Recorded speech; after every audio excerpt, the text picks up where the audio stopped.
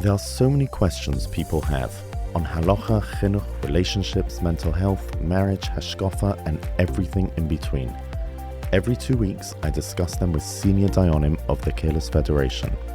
I'm Mena Reisner, and you're listening to Asking for a Friend. Over the last couple of months, after people have discovered and listened to the first few episodes we've released, many messages, emails and comments have come in. So firstly, thank you to everyone who took the time to reach out and share their valuable feedback. It's great to see how these episodes have resonated with so many people in the UK and around the world. Just wanted to focus for a moment specifically on episode 1's feedback, as I'll be speaking again to Rabbi Zimmerman today. Many people have said how refreshing it was to hear clear das Torah and genuine wisdom on issues that they've been carrying for years, but rarely hear spoken about openly. Others mentioned how much they appreciated the range of topics discussed and the grounded Torah direction the Rav brought to each one. People have asked if we've finished talking about chinuch, and the answer is absolutely not. There's a lot more to discuss, and we will revisit it. Please do send in questions and topics for future chinuch episodes too. If you're enjoying the podcast, please do subscribe, as we come out every 2 weeks, and then you'll know exactly when a new episode is out. And please share it with others so they can enjoy it too. And if you're able to leave a 5-star review if you've enjoyed it on whichever platform you listen on, it really does make it easier for others to discover the podcast too. Lastly, to sponsor an episode, please reach out to us at federation.org.uk/podcast. As per the psak of Rabbi Zimmerman, Maisa can be used for sponsorships as this podcast spreads Torah and Hashkafa. So moving on to this week's episode on marriage and Sholom Bayis, it's obviously an important subject to talk about. It's an area full of opinions, full of assumptions and quiet questions. We hear phrases like Sholom Bayis all the time, but many people are left trying to work out what that actually means in the real world. This is episode 4 of Asking for a Friend and my second conversation with the Rav, Rabbi Zimmerman. This is a 2-part series on marriage and Sholom Bayis, and in this series we'll speak about what actually defines a good marriage, what Sholom Bayis really demands beyond simply not arguing, if expectations and comparison can undermine an otherwise good marriage, when outside voices help and when they could harm, how to deal with ongoing disagreements, resentments, giving in, and many, many other questions. Please feel free to email podcast@federation.org.uk with your questions for episode 2, or if you want to send them anonymously, then go via the Federation's website. The link will be in the description below. So, if we could just start with the basic principles and possibly the most basic question of all. If the Rav had to describe in a couple of sentences what a good marriage looks like, what would the Rav say? First, we have to understand why the Torah, why HaKadosh Baruch Hu created marriage. And it says in the pasuk, "Lo toiv heyos ha'adam levadai, es lo ezer kenegdai." And most people translate it as, it's not good for man to be alone, as if he needs companionship. Rav Hirsch points out that it doesn't say in the pasuk, "Lo toiv la'adam heyos levadai." It's no good for a person to be alone. It says, "Lo toiv," it's not good, heyos ha'adam levadai. And he explains, good will not be served by people being alone. It could be the person alone, could be Adam HaRishon was having a very good time, and he wasn't missing anything. But toiv will not be served. What is the essence of toiv? Well known, Ramchal asks, why did Hashem create the world? What was he missing? Hashem is perfect. And he says what he was missing is derech ha-toiv lahitiv. The toiv wants to be a meitiv, and that's what Hashem could not do. Our purpose in this world is v'alachta b'drachav, Adam elyon. I should be like Hashem. And therefore, the institution of marriage was created by HaKadosh Baruch Hu, that we should have a constant platform upon which to be meitiv with someone else. As when a person's alone, some people can manage very well on the alone, and occasionally they'll do chesed also, but it's not a constant of toiv. So a good marriage is when two people are there for each other, are giving to each other. This is what we call ahava, love. Ahava is from the root of hav, give. That is what ahava is. They tell a story, Rabbi Chaspan, who was the mashgiach in Chevron Yeshiva in Chevron, was walking through the lunchroom, and one boy said to another, oh, there's fish for lunch, I love fish. And Rav Chastman asked him, so why are you eating it? The answer is you don't love fish, you love yourself. Fish is the object of your desire. So love means, ahava means that I'm giving to the other person. A good marriage is a marriage in which they are dedicated to giving each other. Then the question is, what's called Sholom Bayis? Sholom Bayis creates the good marriage. And you look in Parshas Pinchas, it says after Pinchas killed Zimri,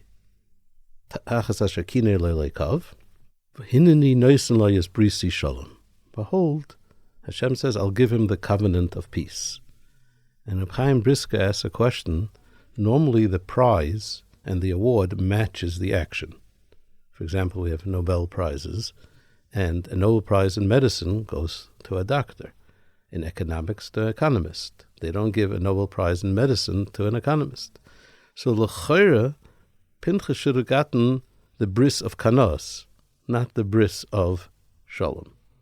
Why are you giving him the bris of shalom? And Reb Chaim Brisker al Pidarkai answers, Weistois mifashtein nish was shalom is. Must be we don't know what shalom is. Rav Hirsch explains as follows on that pasuk, without asking the question, that shalom means harmony, does not mean peace, does not mean an absence of strife. It rather means harmony. In this world, you have to create a harmony between Hashem, between the Bria, between people. Shalom is harmony.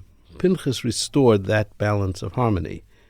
Sholom Bayis means that there's a harmony between the two people, and they're creating something which is greater than them. When the whole is greater than the sum of the parts, that is Sholom Bayis. And in this house of Sholom Bayis, where you create the harmony, and people are dedicated to giving each other, that is what we call a good marriage. Now, this can take work. People think you get married, you have Sholom Bayis, and afterwards it's downhill from there. It's the exact opposite. Sholom Bayis is a lifelong avodah to create this. It's not natural to a person. It is a lifelong avodah. It says in the pasuk, Toiv la gever ki yisa oil ben urav. It's good for a man to have a yoke when he's young. The Medrash Rabbah says, Zu oil isha. This is the yoke of marriage. Marriage is an avodah, but it's an avodah that's kedai, because ultimately, at the end of life, people who have Sholom Bayis have a much better life. They have fewer challenges with children, they have better health, and they just have a better life. So it's an avodah, but it's worth it. If the purpose of marriage is to work, then let's say if someone is blessed to have a spouse with incredible midas, which doesn't require much effort on his part to have harmony in the house, is there something in essence missing? No, you'll have it without work.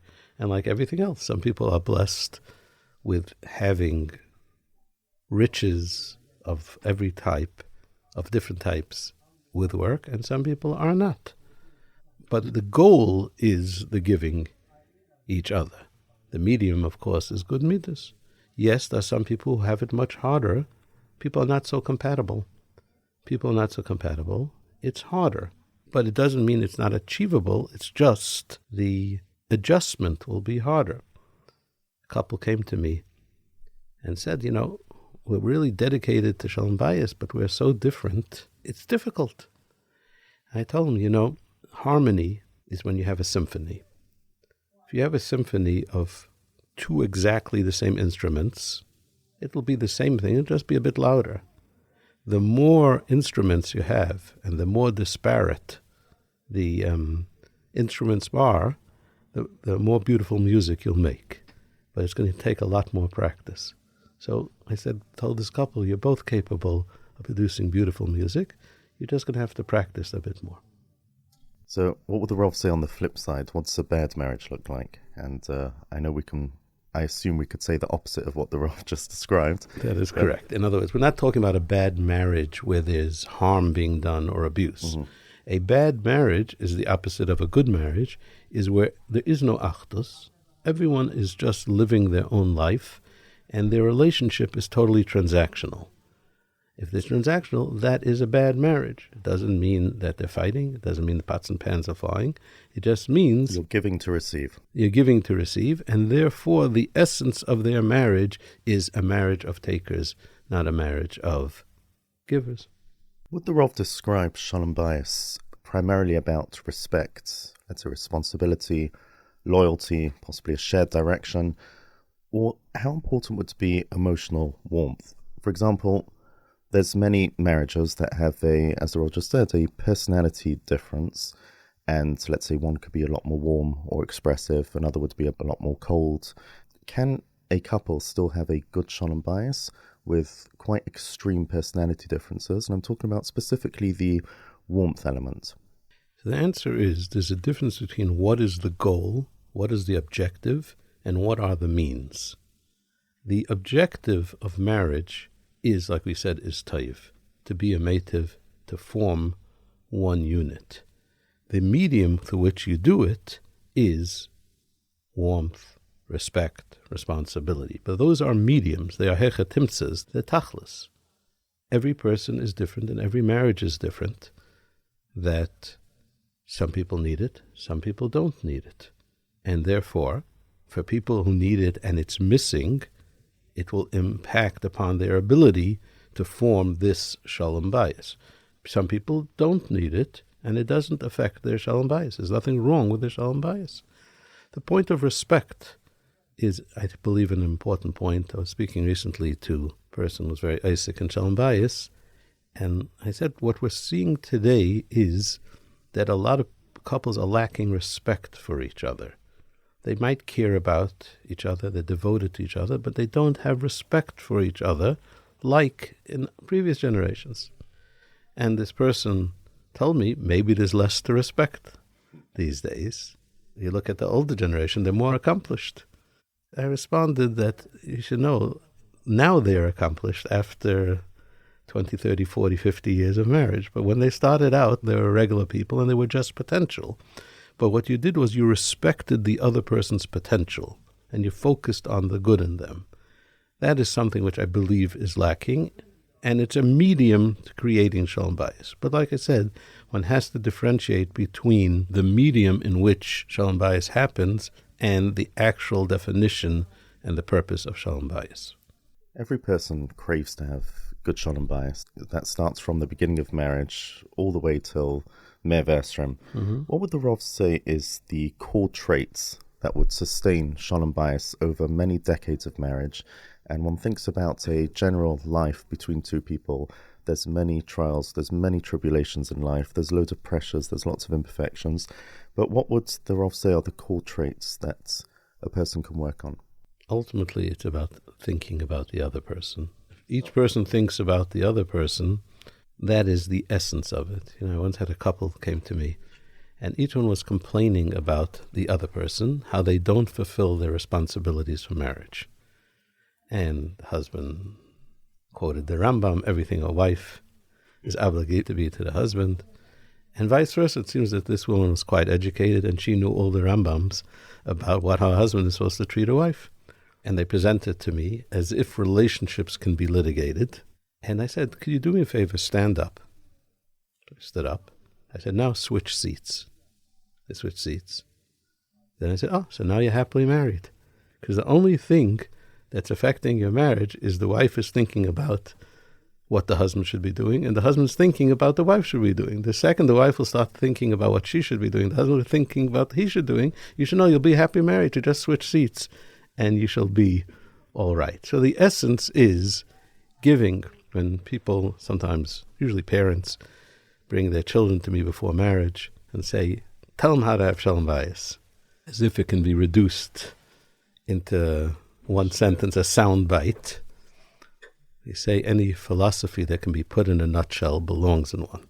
But since this is what people want, I'll tell them, I've been in Rabbanis over 30 years. I'll teach you everything that I learned in 30 years in 12 seconds. 2 neisnim, 2 givers, happy marriage. 1 giver, 1 taker, it will last. 2 takers, it's going to explode. Now you know everything I know. So bottom line is, the essence of a good marriage is two givers. And as long as people think about each other, and yes, there are many vicissitudes in life, there are ups and downs, there are trials and tribulations, but as long as they're focused on the other person's benefit and welfare, two nicenim will always be a very good marriage. That's very powerful, and it was a great story. But the Rav has had much experience with couples coming to him over the Rav's career. Should Rabbonim be involved at all in Sholom Bayis issues? I don't mean to ask on the Rav having addressed the couples come to him, but should couples generally look at Rabbonim as the place to go to for Sholom Bayis issues? First, I'll tell you a story to highlight your question. Rabbi Yisrael Belsky, Zatzal, Shiva of Tervadas, big Talmud Chacham, but he was a multi-talented person, many facets. And he once called up a Rosh Shiva and asked him, how many times did you teach Masechtas Gittin? The person said, 5 times. And he said, so you must have prepared for share many times. And before you became a Magacha, you must have learned it many times. So you must have learned Gittin 20, 30 times at least. The person proudly said, yes. So Belsky said, I'm scheduled to officiate on a get tomorrow, but I have to go away. Could you take over for me? So the person said, sorry, although I've learned Gittin many times, with the Rishayim Be'ian, but the practicality of doing a get, I never learned. So Belsky said, I have a question for you. Uma Gittin, which you know inside out, and you've learned it Be'ian, but you still can't give a get because you never studied the practicality of it. So Sholom Bayis that you never studied and you never learned, why are you getting involved in it? So that was the question he asked him. Now, let's go back to your question. The prototype of being Isaac and Sholom Bayis is Aaron HaKayin, having a Talmid of Aaron, Oyev Shalom, Reid of Shalom. And there's an interesting chazal that says that when Aaron HaKayin was nifter, there were either 40,000 or 80,000 Aarons that walked behind his coffin to escort him, and they were named by people who had lacking Sholom Bayis, and he saved their marriage, and in gratitude they named it after him. Let's take the number 80,000. I've learned this chazal, and I've had the following question. To have 80,000 boys named after you, you have to understand, not everyone who you help the Sholom Bayis has children. Even those who have children, some of them have girls. Some of them have other responsibilities to give names. And not everyone wants to name it after their Sholom Bayis counselor, after their marriage counselor. So how did you get 80,000 Aarons? And besides, what were people fighting about in the Midbar? They had mun, they had everything, there was nothing missing. Maybe they had too much time, but other than that, what were they fighting about?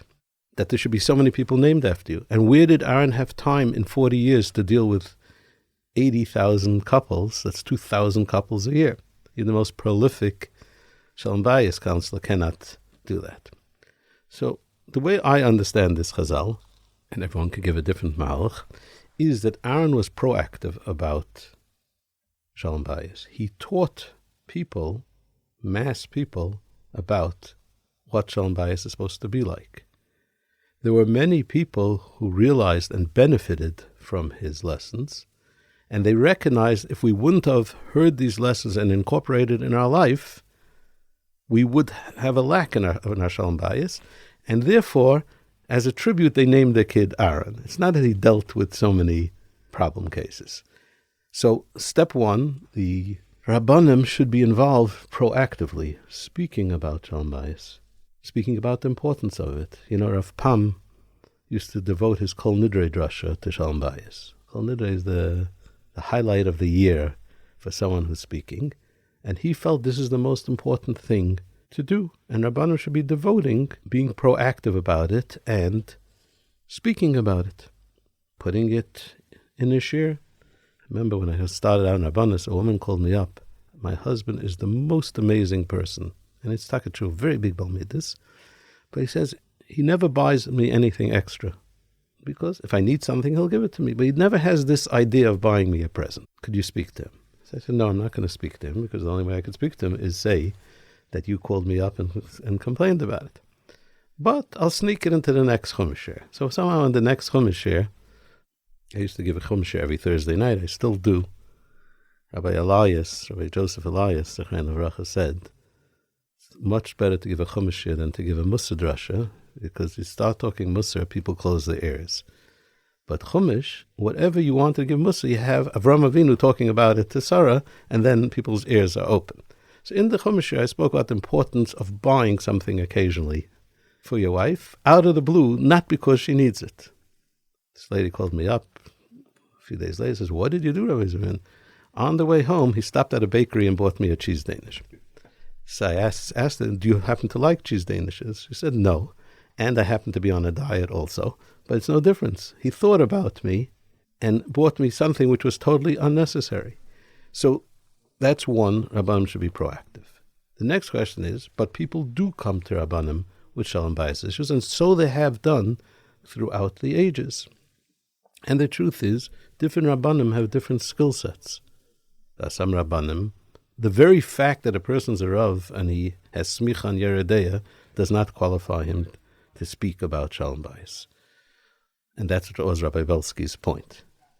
But many people do have a chush for it, or they trained in it, interned by other people, and we know many great Rabbanim, Rav Matisyahu Salomon, his own Herschel Klein in Eretz Yisrael, that are experts, and it doesn't require going to university. So first of all, Rabbanim have to know what is their skill set and what are their limitations. I'll tell you personally about myself. When a couple comes to me, the first thing I do, probably within 15 minutes, I'm assessing, do they have a Sholom Bayis problem, or do they have a personal problem which is impacting the Sholom Bayis? It's two fundamentally different things. A Sholom Bayis problem is people don't know what marriage is about. They don't know how to communicate. They don't know how to relate. They don't understand the difference between men and women. A personal problem is something, they have a personal problem. It could be low self-esteem. It could be OCD. It could be many things. A traumatic upbringing. That, it appears they have a Sholom Bayis problem. They don't have a Sholom Bayis problem. They have a personal problem which impacts the Sholom Bayis. The proof is, it existed before the marriage. Not only that, it will probably exist even if this marriage fails. And it would exist no matter who they married. And therefore, as such, this is not a Sholom Bayis problem, but this is a personal problem impacting a marriage. I personally, and everyone, Rav, has to judge themselves, consider myself competent to deal with the Sholom Bayis problem. It's my responsibility to guide people as to what's correct, what is the correct approach, how to communicate to people. The second, it's a personal issue which is impacting the marriage. I just send them off to whoever I feel is more competent to it, because I don't believe that's the job of a Rav, but everyone's entitled to their judgment about themselves. This episode is sponsored L'Ilui Nishmas Ha'isha Chashuva Moras Odol Malka Bas Rabbi Yitzchak Adele Leblanc, known to many as Maman, the regal matriarch of a dynasty, a woman who epitomized Emunah, standing strong and positive through tremendous challenges in life, both during and after the war. A loving and caring wife, mother, grandmother, great-grandmother, and great-great-grandmother who gave advice and counsel to all, with wisdom and insight, love and attention to all generations, and who left everyone she encountered feeling they were special. May her memory be a blessing, and she should be a Melitz Yosha for her greater family. So just to understand the difference between the Sholom Bayis issue and the personal issue, what would be the majority of cases, or a standard case where a couple comes and the Rav straight away can see it's not a personal issue, it's a Sholom Bayis or incompatibility issue? What would be an example? Like I say, some people don't know how to communicate, have to learn how to communicate. Some people are expecting other people to read their mind. There is incompatibility, and you have to teach how incompatible people can get along also. Sometimes it's the sense of entitlement. People have a wrong vision of what marriage is, and therefore they're complaining, but it's just based on their tos. And that's the job of a Rav, to educate and guide them in the right direction, what a marriage is supposed to be. And what is it supposed to be al pi Torah? People have to be explained that, like I say, husbands and wives are not mind readers. Not only that, they come from different backgrounds. And therefore the expectations, a woman might be expecting from her husband what her father used to do at home.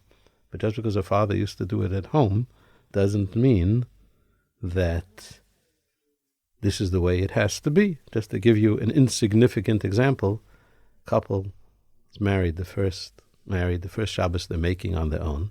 It's getting close to Shabbos, and each one is waiting for the other one to put on the blach. Why? Because in one person's house, the mother did it. One person's house, the father did it. And each one was expecting the other one to do it. Now, is there a proper formula in marriage who should put on the blach? I'm not aware of it. Probably the person who's more responsible and more competent should do it. But it's the expectation and the false expectation that creates the problem. That is something that I feel I can correct and rectify, and with Siyata D'Shmaya, various times have had success. Not always, but various times. Like I say, the second, it's a personal problem. It's some type of emotional baggage or mental illness or the like. This is not my remit, and I just send it off. Would a telling sign be if a couple comes full of blame on the other one, rather than coming with a shared mission of let's make it work? Would that be a telling sign? No, they can blame because of false expectations or sense of entitlement, which is still in the realm of education. Once you're talking about blame, there's a machlekes, what is grounds for divorce? Shammai says, Matzah ba'erva stavar. Beis Hillel says, afil hikdicha tavshiloi. And Rabbi Akiva says, afil matzah acheres na'imena. Let's take Beis Hillel. She burnt the kugel. Now, why is that grounds for divorce? Marriage is not a gastronomic, culinary experience. It's something much deeper. And besides, not everyone is a good cook. Why is that a grounds for divorce? What's pshat in Beis Hillel? And Rameir Shapiro, the Bliner Rav, said like this: of course kugels burn from time to time. Now what do you do after the kugel's burnt? So the old-fashioned Yiddish mamas took the burnt pot, made believe they like it, and gave their husband the better pot. Today we live in a much more egalitarian society, and we split it. Each spouse gets half the burnt pot, half the good pot. What happens if the wife always serves the burnt pot to the husband? And he asks her, why do I get the burnt pot and you get the good pot? And she says, it's because it's your pot that always burns. My pot is perfect, your pot burns. That Rameir Shapiro said, it's always his pot that's burning, which is what we call the blame game. That's a very bad sign. But it doesn't show that there's emotional baggage. It just shows maybe a lack of midas or usually a lack of understanding. And I'm guessing over time, Rabbanim will see many different scenarios, many different cases, and get better at seeing what the core issue is. But many times when a couple are not getting on, and it's at the beginning stages, and they're wondering who to go to, and probably eventually will end up at a Rav at some point. But before then, there'll be family potentially involved. There could be friends. There could be, a professional that someone even knows and isn't paying yet. And then there's a Rav. And there's many times there'll be a large variety of opinions and voices when trying to help out a couple. What are the dangers of that? The dangers of too many voices. The truth is, this has nothing to do with marriage. There's a danger of too many voices in every time you're seeking advice. However, in Pirkei Avos it says, Mar be'etza, mar be'chachma. If you seek more counsel, you'll have more wisdom. L'chayr, why don't we say, Mar be'etza, mar be'confusion? On the other hand, the Mishnah in Avos is based on a pasuk. It says, Chua b'roiv yoyetz. And Reb Chaim Volozhiner explains that the only people can make decisions about themselves. You can't ask someone else to make a decision for you. But it's helpful to get perspective from other people. If you recognize that only I myself can make a decision about myself, and I'm just seeking perspective, then mar be'etza, mar be'chachma. If, however, you're asking people to tell you what to do, then it's marba eitza, marba confusion. So the answer is yes. At times you can ask a few people something, but it all has to be within the sense of marba eitza, marba chachma, not I'm asking other people what to do, because you'll just get confused. There might be an extra problem in marriage, is that part of marriage is privacy, loyalty, nemanus, and just going around telling everyone about your problems. Unlike if you have a problem sleeping and you want to tell many people, it doesn't cause any harm. It's useless, but it's not harmful. Here it might be harmful. But assuming the people are discreet and everything, like I say, it depends how you go about what seeking advice means to you. If someone says, this person told me this person told me this, I don't know what to do, then they don't understand what seeking advice is all about. A very important point to tie the two questions together. Sometimes a person will come to a Rav, should I get divorced? You should know, even the greatest Rabbanim, Moshe Feinstein, who had no problem answering the most difficult question in the world, would never answer that question. Because he felt that only the person can make a decision for themselves, because only they are going to suffer the consequences of it. And when you went to Moshe, he might define to you the state of your marriage, mirror back to you what he's hearing, but he would never tell anyone what to do. In a more modern perspective on the same idea is, many times people say, I'm married to someone who's controlling. And sometimes a person might have a feeling, I have to save that person. But you should know that's also control.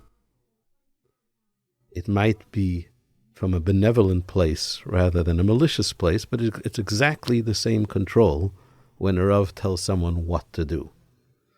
If the Rav clarifies for the person what's going on and how they should view it and what's normal, what's not normal, and they make the decision, that is not controlling. Of course, there are always exceptions to every rule, pekuach nefesh and the like, but barring this is a very important point from both ends. The person seeking advice should realize that they're just seeking perspective. The person giving advice has to realize that they're just giving perspective, they're not telling people what to do. That's a very important point. And so would the Rav define going to a Rav for marriage advice or with an issue in their marriage? The Rav would define that as a perspective of someone who's trustworthy and who has a Torah lens, but not in the same way people would go necessarily for decisions in Das Torah. You're going to someone wise, rabbinic, someone who's got Torah in his life to give you a perspective that you trust. In general, yes. It could be the halachic matters that need to be decided, and that's a psak. But the other things are advice. There's a fundamental difference between advice and psak. So to go back a bit, because we're talking about couples that have an issue and they're going to Rabbanim, at what point should a couple consider marriage therapy or consider going for help? Because in the range of issues that a marriage can have, there's the full spectrum. It can start with bickering, constant tension, just a stressful atmosphere at home, all the way to major issues. At what point would the Rav say that it's time to get professional input? I don't know if there is a defined point. The first thing people have to know, sometimes people think that reaching out for help is in and of itself a chsaron. I should be able to deal with something myself. In Parashas Bayis, it says, finally when Parai gave up and he told Moshe Rabbeinu, go. Take all your livestock and go.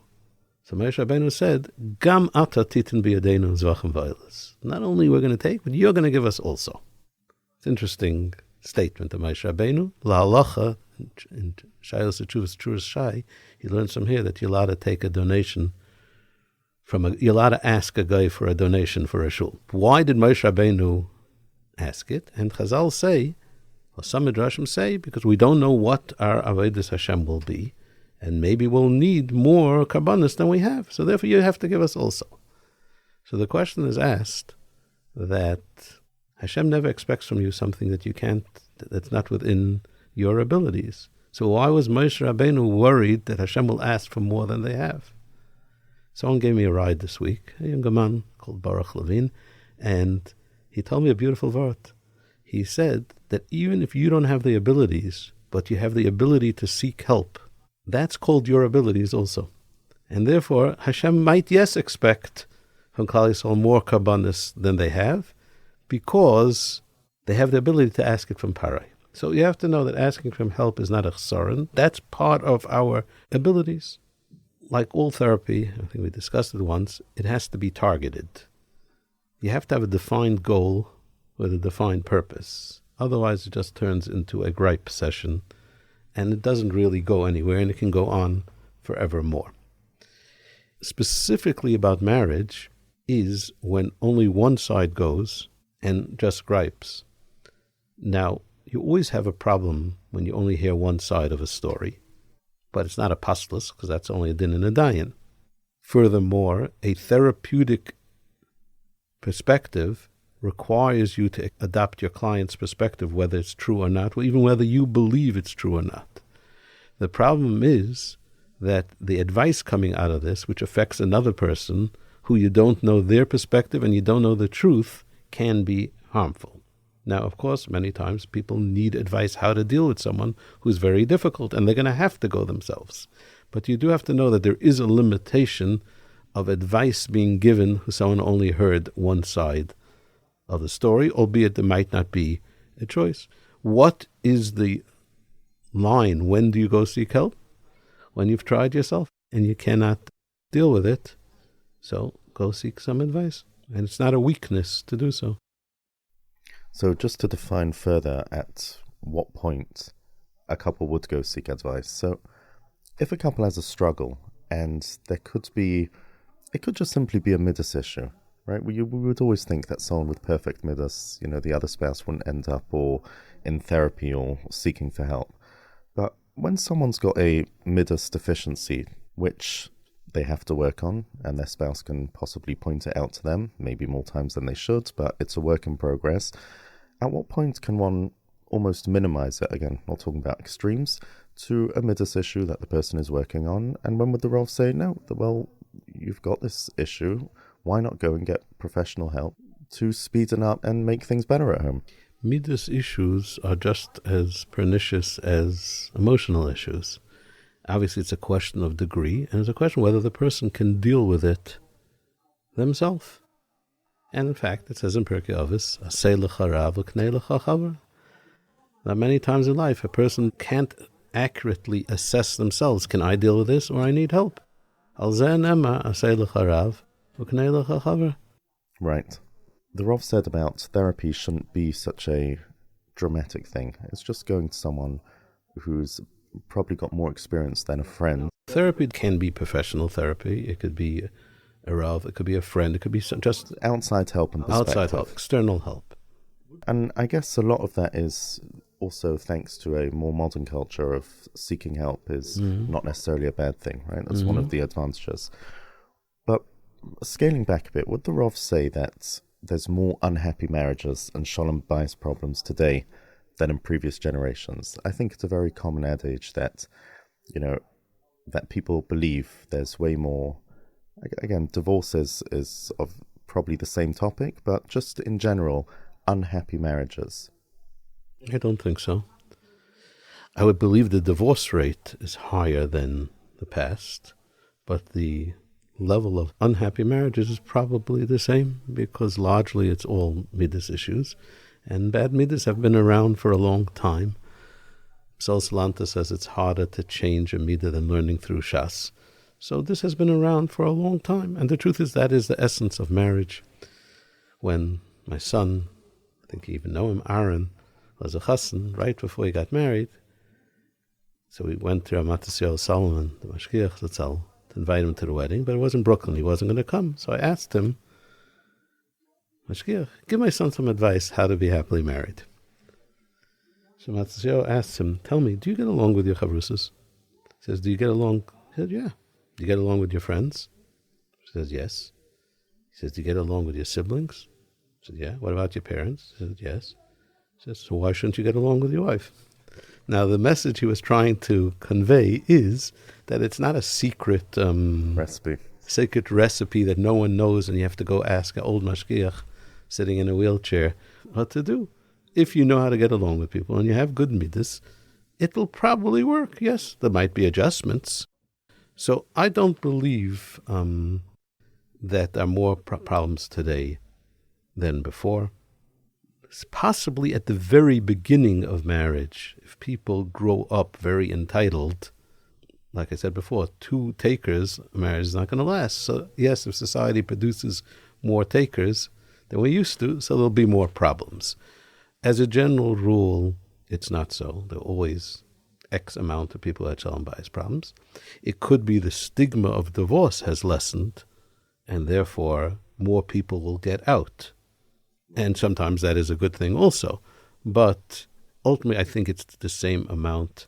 There is a certain, people like to say, if only they worked on things, it will work out. And everyone who's getting divorced is because they didn't work enough, or not dedicated enough.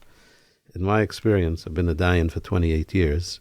Everyone that I've met that has gotten out of a marriage was always the last resort. They tried everything they could. And only when it was kala kitzim, they came to the end of the rope, and it was affecting their mental health, it was affecting their children, and they didn't have any other eitzah. As a last resort, that's what they do. This adage that people go around saying, we live in a disposable society, and just like we throw out our Shabbos plates, we throw out our spouses, is nice to give a drasha about. And like I say, maybe some newly married, young, entitled, spoiled people need to hear it, but it's not an accurate reflection of society. It's not an accurate reflection of life b'chol. But the Rav said there are more divorces today, correct? Yes. Than there used to be. So what is the key reason, if, as the Rav just said, midas has always been an issue, why therefore are there more divorces today? Would the Rav say it's because the expectations of marriage have been changed, the combination of entitlement? I mean, the Rav just said it's nothing to do with the disposable generation, so why is it? Like I said, simply it has become more common, so it's more acceptable. But I don't know that it was always so good. Because the divorce rate was lower, that means that people had Sholom Bayis. No, they had that a certain percentage of the population. There was always acrimony and pots and pans flying. They just stuck together. I remember asking an older person, drove him home from his wife's levaya, and he said, I'll be honest, we always had our tiffs together. So I asked him, tell me, did you ever consider divorce? And this is the person on his way home from his wife's levaya. And he said, no, but murder many times. So it was just a reflection of how people thought then. Right. Why was divorce off the cards? What was the mindset? It was considered an embarrassment, what they call a shanda. And again, it should be rare. It shouldn't be the response. I'm just telling you, I have never seen that this is the natural response of people to unhappiness. Let's go split it up. I've seen people try mightily, sometimes way beyond their kashrus, and only give up at the end. So, like I say, I don't believe there are more Sholom Bayis problems today. There are more divorces today, but I don't think that's a reflection of Sholom Bayis. Just one last point on this. Not necessarily the disposable generation of it, but the fact that we are a lot more comfortable, and we discussed this in our last episode with Chinuch. And back in the day, there were more stressors, right? You were worried about where you'd get food. Your house was cold, and we just weren't comfortable. Is the Rav's view that a marriage issue would just fall into the same category as, life is tough, and now we just have higher expectations of comfort? And I'm basically asking if modern marital dissatisfaction is at all driven by the externals, whether it's the culture or the comfort. Possibly the expectations are driven by externals, but the internal of it, I believe, is largely the same. Like I say, it makes a good drasha. Right. And I said, Rabbanim should be talking about Sholom Bayis. But at the same time, and especially to younger people, I just don't think it reflects reality.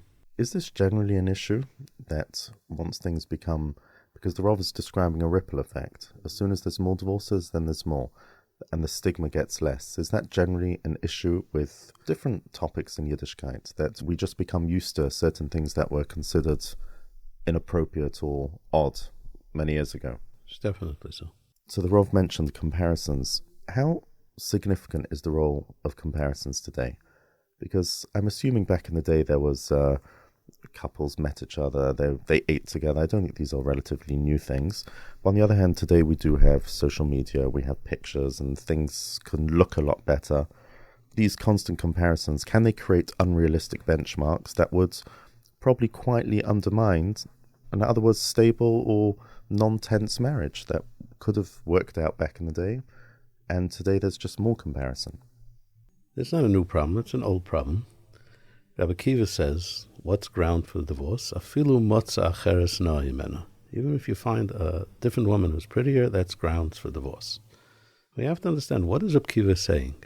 Rabbi Kiva is saying that a marriage is as deep as an epidermis. What does he mean? Does it mean that everyone is going to be married to the person who they subjectively think is the prettiest person in the world? And b'chal, anyone who knows anything about Rabbi Kiva's life knows the deep kesher between him and his wife, where she saw the potential in him and sent him to learn, and he was coming back, and she said, I wish he would learn another 12 years, and he went back. So you're talking about Rabbi Kiva, who lived a very deep marriage of shared objective, and he's saying that Filu Motza Acheres Na Himena is grounds for divorce. And I've always understood it like this. What Rabbi Kiva is saying is, the second you start comparing your spouse with other people, it's over. And even if it's something as insignificant as appearance, which is totally external, you should know it's no good anymore. That's what he meant. Afilu motza acheres na. Even if it's something as insignificant as appearance. But the second you're into comparisons, you're harming the very kesher of what marriage is. And yes, comparisons are very harmful to marriage. Comparisons are also false, because largely you're seeing an image that someone else is projecting about themselves and not reality. And you start imagining, if only my spouse was like that person, but you don't know that that person is 5 times worse. So you're just seeing the image they curated about themselves, and social media makes it even worse, because you take a picture of the highlight of your life, the vacation on top of the Grand Canyon, and you're projecting this is your life, and someone looks, well, my life is so boring. But this idea that comparisons destroy marriages, I believe that was Rabbi Kiva's idea. I once said this over in a speech, and someone said, no, Rabbi Zimmerman, this is a beautiful vart, he said. So I said, I believe it's pshat, I don't believe it's a vart. I can't imagine Rabbi Kiva meant it literally. I once heard that's pshat in Kesamecha Yitzurcha B'Gan Eden Mikedem, why we look at Odom and Chava as the perfection in marriage, because they had no one to compare to. So people have to learn not to compare. First of all, the comparisons are all false. Sometimes people say, oh, wow, if I could be like this couple, and then you find out in a week that this couple just filed for a get anyway. So the comparisons are false, and they're not pertinent. If we believe this is your spouse, this was your 2 halves of the same neshama, and this is your avodah in life, if you could do it, to grow together and become like one, the comparison is totally besides the point. And therefore, yes, comparisons are very, very dangerous, and people have to know that they can be gravely mistaken. In Muncie, there was a senior Rosh Yeshiva, Moshe Green, from the famous Green family. And he was, besides being a big Rosh Yeshiva, Talmud Chacham, he was also an expert in Sholom Bayis. And someone once came into him and said, Rebbe, I made a mistake. I can't take it anymore. So Moshe Green said, what do you mean? You told me after you got married how happy you are and how this is the perfect spouse and everything and everything. So what are you telling me now? So he said, I was mistaken then. So Moshe Green said like this, until this moment I thought you could never be mistaken. You understand you have everything right. But now that you admit that you could be mistaken, so how do you know when you're mistaken? How do you know if you were mistaken then and you're right now? Maybe you were right then and you were mistaken now. So this is a very important point. Before you start comparing things, recognize you might well be mistaken. So we've discussed about marriages breaking down and not being compatible, and we are going to be devoting a future series to divorce, why it happens, how to navigate it, and all the different questions that arise. But just to touch on it, because I don't know if we can cover this amount of marriage topics without touching on divorce. When is, as a general rule, divorce the correct and necessary path? As the Rav just said before, it's a last resort, and couples generally have to go through so many different hoops and try and make it work. At what point is it the point of no return? Obviously, that's subjective to the person, but the Torah did give a parsha of gerushin.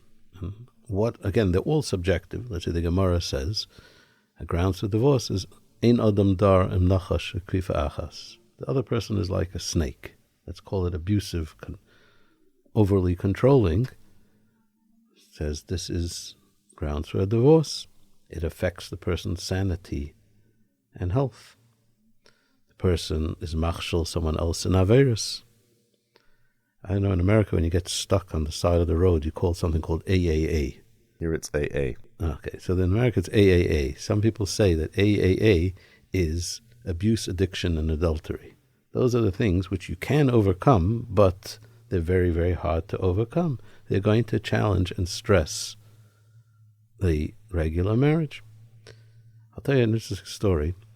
I once got a call from Rabbi Breslauer, the Rav in Muncie, a senior Rav, that the Skelene Rebbe, Zatzal, called him up and said, I have a message for Rabbi Zimmerman. There's a couple fighting in this and this neighborhood. Terrible machlekes. Tell him that I said, Azal machen shalom. I told Rabbi Breslauer, I don't know these people. Other people have tried. I'm a young man. What does he want? He said, this is what the Rebbe said, mach shalom. So I said, could you arrange a call? And we called him from Rabbi Breslauer's house. And he said, Rav Zimmerman macht shalom. So I said, ich bin nicht kabal meifes. I meant to say, wie der Rebbe. I said, ich bin nicht kabal meifes. I'm not a miracle worker. I can't make things. I said, people have tried. I don't know him. Ich bin nicht kabal meifes. So he said, Rav Zimmerman, mach shalom and get sie upshine. Make peace and divorce them already. So what I learned from the Skelene Rebbe, who was a person who was moise nefesh for Sholom Bayis and to help people, was there are times in life that shalom is created by separating people. These people cannot be together. So yes, as you say, it deserves a subject on its own, but there are certain severe problems that sometimes can be traversed, but many times they won't be. But as a general rule, should divorce in society be looked at a real last resort, or for very, very serious issues? Or should there be a healthy stigma to it that it shouldn't just be a get-out clause when life isn't easy? No, it definitely should be the last resort. On the other hand, you can't stigmatize people just because you want to protect the public, because then you're harming people. Not only have they suffered in life, but they're suffering more from society. I think the general rule is you're supposed to destigmatize things without normalizing them. This is true about many challenges. You have to destigmatize them, but not normalize them. One last point on divorce. Staying together for the sake of the children. Is that a good thing? Can it sometimes cause deeper long-term harm? And generally, how should couples weigh their own well-being? They both want to have a better life against the emotional, spiritual impact on their children. So the fact is, when a person has children, that's an achrayus, and they're responsible for them. And therefore, even if it would be better for them to split up, but if it's harmful for the children, they should not. However, this is people that are in control of themselves and the situation. And there are people, and we all know people, who've stayed together for the children and have done a very good thing. And the proof is, the day after the last Sheva Brachas of the youngest child, they split up. And sometimes people didn't even know that there was a problem. They made a decision that although we're unhappy, but we're going to take care of our children. But many times the people are not in control of themselves, or there's an imbalance of mental illness, there's abuse. And first of all, it doesn't benefit the children. It harms the children seeing constant strife and seeing constant harm. And many times when they do get split up at the end, the children say, why didn't you do it earlier? I was so jealous of so-and-so in my class who they split up earlier. Furthermore, sometimes it affects the mental health of the healthy spouse. When it starts affecting their mental health, so now they're not going to have any parents. So staying together and then they're going to lose both their parents is not a good idea. So ultimately, yes, I believe you have an achrayus to your children, but only if it truly benefits the children. And that depends on the situation, the house, the control they have, and whether it's affecting people's mental health. So with that achrayus on the children, which is a real thing, the Rav mentioned before, a young couple, many times we would see divorces of younger people these days, and sometimes legitimate, but otherwise it could be because of a level of entitlement that is potentially new that we didn't have. But how does that weigh against the fact that there is no children yet, and therefore it's almost an early save, because with children comes the price of we might be destined for 25 years of misery, and maybe we should get out now. So like we say, it really comes down to, is this a problem that they can't resolve, and therefore it's better sooner than later, or it's just, like you say, entitlement or immaturity. And if it's immaturity, so you have to help the people mature. Now, sometimes, even if they have children, they're too immature to worry about their children. Just like they don't have a sense of achrayus, they're too immature about their children. So you can't talk to those people either. But like I say, in my life experience, I haven't met such people. I've met people who agonize about the effect on their children. Just at a certain point, they come to the realization that their children are being harmed. Right, and we will come back to divorce in a future series. But going back to marriage, many couples would argue about the same issue for years, whether it's spending, generosity, general discipline, the amount of chesed one does, the boundaries. It's often rooted in personality difference. And how would the Rav say that should be navigated? How can couples reduce repeated bickering over years and years and years about the same things without suppressing the real differences? Again, it's an avodah. It says, kashrus zivugim to Hashem like kriyas yamsuf. What's the dimyan to kriyas yamsuf? And many explain, I heard Rav Gifter once say it, that when you break a stick, once you break it, it's broken. But you try to split water, you can split it, but a second later it goes back. And therefore it needs to split the yamsuf, you have to split it constantly. That's the thing with zivugim. It's not just you make a shidduch and they live happily ever after, but it needs constant work. What is the work that the person has to work if they're constantly, like I say, disagreeing various issues? So first of all, the person has to come to realize that they're harming their life, possibly destroying their life over narishkeit. Yes, people can have differences about spending, discipline, but ultimately you're arguing about nonsense and you're ruining your life over nonsense. When you're going to look back in 50 years from now, you realize I wasted my life. Why? Because I was arguing about bedtime. It's not ma'ala merit. That's the first thing. Most of the things are plain narishkeit. A couple came to me, they were disagreeing about children be rigid bedtime, 6 p.m., or just let them run around till they fall asleep, which is probably how each one of them grew up. And I told them, you should know that I've seen children who grew up successfully in a house where there was a rigid bedtime. I've seen children grow up successfully in a house where there's no bedtime. But I've never seen children grow up in a house successfully where there's a constant argument between the father and the mother when bedtime should be. Of course, each one said, so you should give in. But the reality is, a person has to realize that most of the things you're arguing about are not worth it. And when you look back, you spent your life arguing over nonsense. Next, what does Torah say? There's a famous story of Sholom Bayis by his wife's Kfura said that it's normal now to ask mechila, but I have nothing to ask mechila about because we did everything al pi Torah. And it's a famous story and everyone talks about it, but I think people are missing part of the point. Shlomo Zalman Auerbach didn't say that we had tremendous midas, which they had. There's no picture of Shlomo Zalman Auerbach not smiling. And therefore, we never had a disagreement because we're always mevater and never. He didn't say that. He said because we lived al pi Torah. Even Rav and Rebbetzin Auerbach with all their midas tovos, the thing that stopped them from arguing ever was because they knew what the Torah says. Of course, it helps when the husbands of Sholom Bayis and Taka knows what the Torah says. But sometimes it's just a simple question. So go ask, what does the Torah say about it? The next is, it's about acceptance. Most arguments come because the person wishes that the spouse was someone else. Or they thought they were A, and it turned out they were B. Once heard from Rabbi Gamliel, Rabbi Novitz, he has a sense of humor, and he said, it says that Yaakov Avinu married Rachel, and he woke up in the morning, it was Leah. He says, that's every marriage. One morning you wake up and you realize that you married Leah, not Rachel. Now, he said it in a certain Yishalmi way in jest. But most disputes are not about the topic that they're arguing about, but rather it's about, I wish the person would be like me. I wish they would change. And the second you accept the person, they all think, yeah, this person thinks like this person thinks like this person spends more, this person spends less, this one is generous, this one is not generous.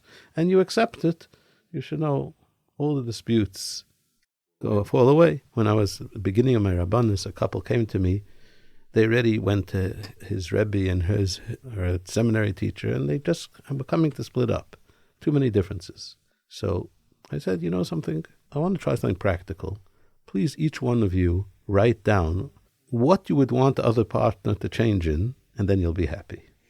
Give me the list, and let's see if we can just make a practical exercise over here. All this deep psychology. He handed in a list of 45 changes he wants from his wife. Most of them nonsense. She put in a list with one thing. Please accept me for who I am. I figured this is a difficult one. But Chazadei Hashem, we divided certain things up. I said certain things everyone will do his way, certain things will do her way, and certain things I'll decide. Baruch Hashem, it's many, many years later. They're happily married. I was a sandik at one of the brises they made, and so were many other people, and they have a beautiful family. So, like I say, sometimes it's just about acceptance. Furthermore, once a couple was by me, and the husband was insulting the wife like it was normal. And I asked the person, tell me. And that was in front of the rod. Can you imagine behind? Yeah, right. You imagine you put on your best face in front of the rod. Right. So I wanted to bring it out to him. And I said, what would it be if I asked you to do an act of affection to your wife in front of me? Would you do it? So he said, no. It says in Shulchan Aruch, you're not supposed to show affection in public. I said, you're correct. As I stated, it's a Nemuki Yosef brought down in Even Ezer Simon Chaf Aleph Siv Hey. And that's proper conduct. But still only in Nemuki Yosef brought down in the Ramah. But in the Torah, in Chumash, it says, Lesainu Isha Samisa, you shouldn't chepe people, you shouldn't insult people. Why is it you're more embarrassed to be over a Ramah in public than you're embarrassed to be over a pasuk in the Torah? Wow. And he was so shooken up because he never looked at it like that. He just looked at it that this is what couples do. Maybe this is what his parents did. And I said, each time you push it being over a lav deraisa. So it's a combination of how do you overcome bickering? You realize, first of all, it's work. Second of all, you realize it's largely narishkeit. Next, it is about acceptance. Finally, you have to know that it's an avera to hurt a person. And like Rav Shlomo Zalman Auerbach said, we did everything al pi Torah. It's the ultimate definition, going back to right at the beginning when the Rav said a couple comes to him and the Rav has to gauge whether it's a personality issue or just they didn't know what Sholom Bayis was.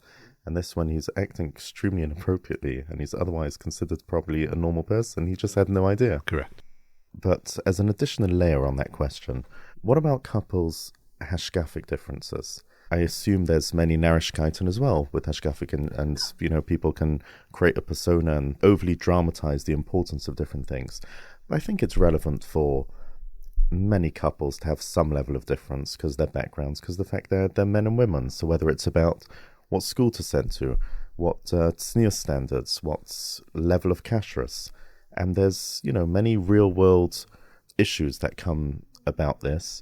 For example, let's say there's a real advantage to being more stringent on level of kashrus, but he or she could feel, you know, I can't go and eat out with my friends in that restaurant, so that's a big struggle for me.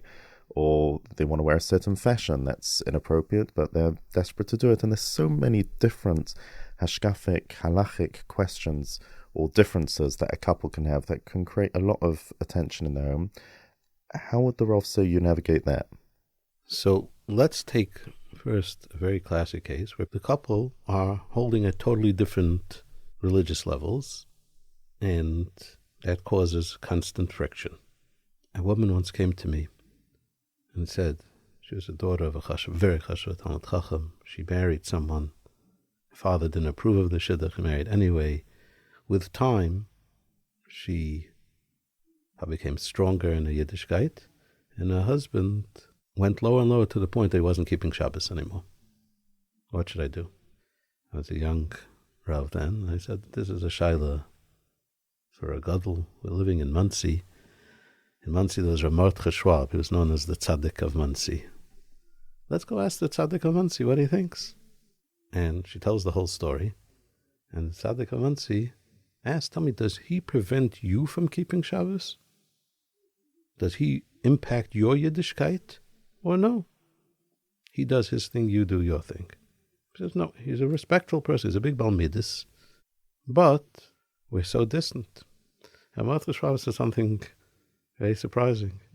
He said, you know, in Shul there's separate seating. In Olam Haba there's also separate seating. You do your thing, he'll do his thing, and as long as you're not affecting someone's Yiddishkeit, you should leave it alone. It was stunning to hearing from it. Reframes everything. It reframed everything. I'll tell you even a bigger story.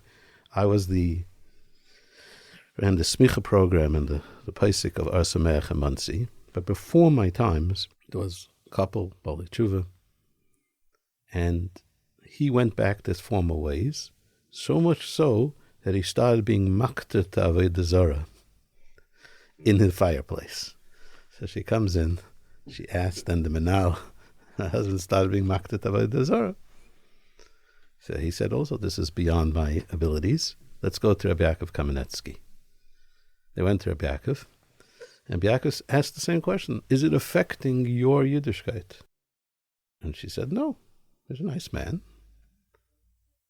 So he said, don't you know Nach is full of women that were tzedekisen, who had husbands who were lowlifes, who oived their Avodah Zarah, Eishes Novel. He gave a whole list off the top of his head.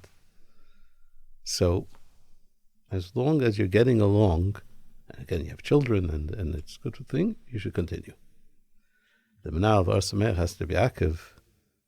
You take a minute? He said, it's a pashut. The problem is, man lernt nicht kein Nachhind. The problem is that people don't learn Nach anymore, so they have no Torah background.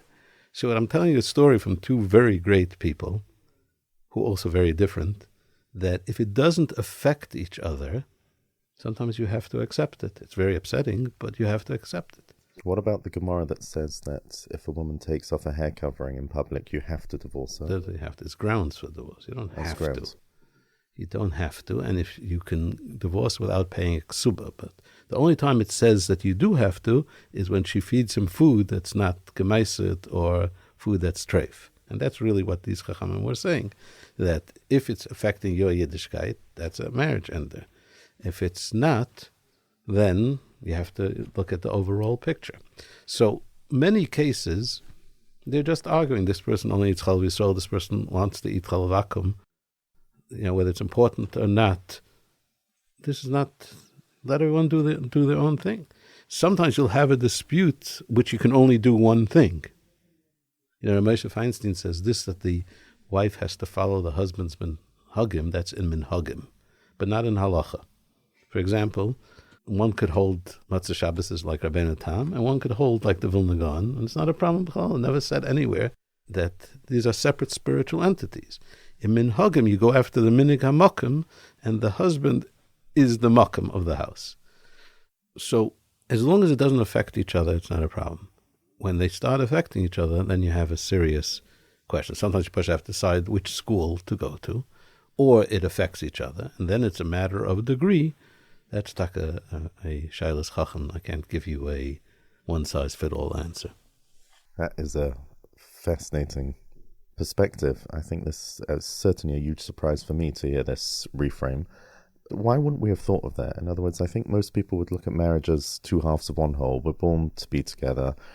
There's divorce for a reason if there's extreme differences. We can't even fathom, unless there's abuse, a more extreme difference than her lighting the Neros while he is bowing to the Buddha by the fireplace. And yet the Rav almost is saying that's fine. But there's two spirits. We're living together. We're coexisting. We can have a nice marriage because we're both nice people. We're not infringing on each other's, right? But completely different lifestyles. I find this very surprising. Biaka would say, because you didn't learn Nach, you learned in, you learned in the yeshiva, right. And therefore you don't have any perspective, so you're just using your perspective. Or many times, the difference in Hashkafic or the difference in level of Yiddishkeit will cause discord. But we're talking about these cases where all very nice people, giving people, and like I said, I'm just telling you two stories that I know of firsthand where great Gedolim thought otherwise. I once went to look at a house in Monsey to buy, and the couple told me that she's Shema Mitzvahs and he's not. And even kashrus, he eats treif, and she only eats kosher. And I said, wow, that must be hard. And he, who eats chazas, said, yeah, it is hard, but if you have enough good midas, you can overcome it. So, yes, you can overcome things. So those two stories that the Rav mentioned, which are fascinating and very dramatic differences between spouses, what would the Rav say about something that isn't that dramatic? It's not something that's leading to a tension, a lack of harmony at home, or even major differences. Let's say a person has a healthy marriage, but where they come from hashkafically are different, which is very common. Many homes, the women's role in Yiddishkeit, for example, is a lot stronger. And sometimes it's weaker, sometimes there's stronger focus on the men, whether it's got to do with keeping 3 or 6 hours between meat and milk or pushing yourself to fast. And there's many other differences. How does a couple reconcile the minor differences hashkafically? Now, of course, the stories I told have to be taken in context that they were talking. The question there was, should the couple get divorced? There was good Sholom Bayis. It wasn't affecting the children. These Gedolim understood that the divorce would harm the children, and therefore they just answered this question in context. Now, when it happens in a healthy marriage, so one question always is a husband responsible for his wife's ruchnius? And the answer is, technically not. There's no chi of chinuch on a wife. The chi of chinuch is only on children. There is a concept that the wife has to follow her husband's minhagim. That is based on a tshuvas tashpatz that says, just like if you grew up in one place, let's take extremes, you grew up in Frankfurt, Germany, and you moved to Morocco, you have to change to the minhag hamakim. So too, a woman, when she marries a husband, she's moving to the husband's town, so to speak, and she has to follow his minhagim. So something like meat and milk would be in the category of minhag? Probably. But when it comes to halacha, there seems to be nothing that says that a husband and wife have to keep the same halacha. However, there's another factor, which is, will it affect their children? And I'll give you an example. You don't hear it so much here in England, but in America, one of the big issues, religious issues between husband and wife is drinking only Chalav Yisrael or even non-Chalav Yisrael. I can tell you a question many, many years ago when I was teaching in Ar Sameach in Monsey, and a couple, the man was makbid on Chalav Yisrael. His wife came from a family where they didn't, and she wanted to continue not doing so. And they came to me, and I asked her, you grew up out of town. There was no Chalav Yisrael available. It would have been a great hardship to be makbid on it. There are many great poskim who say that today it's mutter, the Bri Chadash, the Egus Moshe. But now you're living in Monsey, and everything's available. So what is the issue? And she asked me, no, Rabbi Zimmerman, have you ever ate Carvel ice cream or Haagen-Dazs ice cream? So I said, I must admit that it's not Chalav Yisrael. She said, Al tadn es chavercha at shetegilam kaimei. And she was extremely adamant about it. And I said, listen, really, the husband could do one thing, the wife could do another thing. but you're planning to build a house together, and you're going to have children. And the children, the chiyuv chinuch is on the father, and if they see their mother doing something else, it will undermine the chinuch. So he said, I understand. At the moment we're newly married, we don't have any children, and I'm going to continue eating Carvel ice cream, but only out of the house. Never going to bring it into the house, so it should never come into a conflict. I said, okay.